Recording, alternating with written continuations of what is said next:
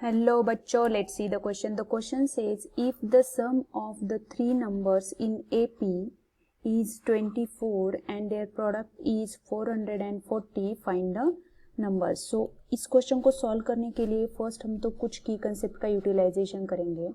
यहाँ पे की कंसेप्ट जो है वो अरिथमेटिक प्रोग्रेशन के लिए होगी.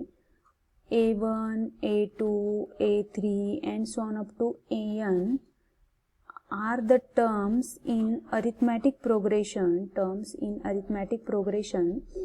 तो हम यहाँ पे क्या कह पाएंगे, A1 is the first term, A2 is the second term and A3 is the third term. सो यहाँ पे हमें क्वेश्चन में पूछा गया है the sum of the three terms. So AP में अगर हम कोई भी थ्री टर्म्स लिखते हैं तो वो basically A minus D, A and A plus D की तरह होनी चाहिए, where D is the common difference. So इस क्वेश्चन को सॉल्व करने के लिए हम इसी की कंसेप्ट का यूटिलाइजेशन करेंगे.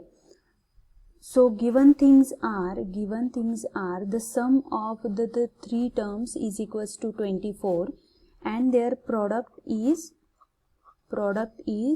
440.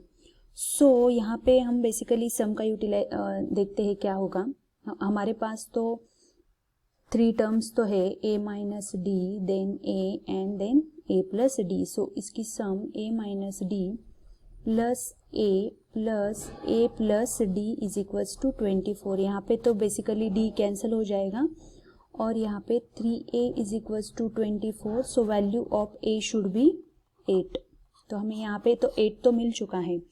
नेक्स्ट उसका प्रोडक्ट की वैल्यू भी दी गई है. सो हम product is equals to 8, 440 is the product. So यहाँ पे हम बेसिकली क्या करेंगे, A minus D plus A, यहाँ पे प्रोडक्ट होना चाहिए, into A plus D, the value should be 440. So हमें जो A की वैल्यू पता है वो यहाँ पे पुट कर देते हैं, A minus D then 8 and 8 plus D is equals to 440. So इसको अगर हम मल्टीप्लाई करेंगे, 8 को यहाँ पे राइट हैंड साइड पे शिफ्ट कर देते हो और A minus B, A plus B का फॉर्मूला अगर यूटिलाइज करते हैं तो हमारे पास ये क्या आ जाएगा, 64 minus D square is equals to 440 upon 8. Because of यहाँ पे रीजन भी लिख देते हैं, A plus D into A minus D is equals to A square minus D square. So यहाँ पे हमें क्या मिल जाएगा, 64 minus D square is equals to 55 मिल जाएगा. सो डी स्क्वेयर की वैल्यू यहाँ पे क्या आ जाएगी हमारे पास 9. सो डी की वैल्यू यहाँ पे प्लस एंड माइनस 3 आ जाएगी. सो यहाँ पे बेसिकली हमें A भी मिल चुका है, D भी मिल चुका है, तो हम ये तीन टर्म तो फाइंड कर सकते हैं, that is A minus D, A and A plus D. So अगर हम A इज इक्वल्स टू 8 लेते हैं और D इज इक्वल्स टू 3 लेते हैं तो हमारे पास टर्म्स क्या आ जाएगी, 5, देन क्या आ जाएगा यहाँ पे 8 एंड देन 11.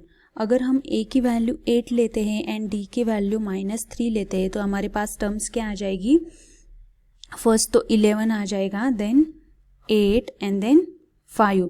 मतलब बेसिकली हमें दोनों भी केसेस में वैल्यूज सेम मिल चुकी है. Therefore three terms of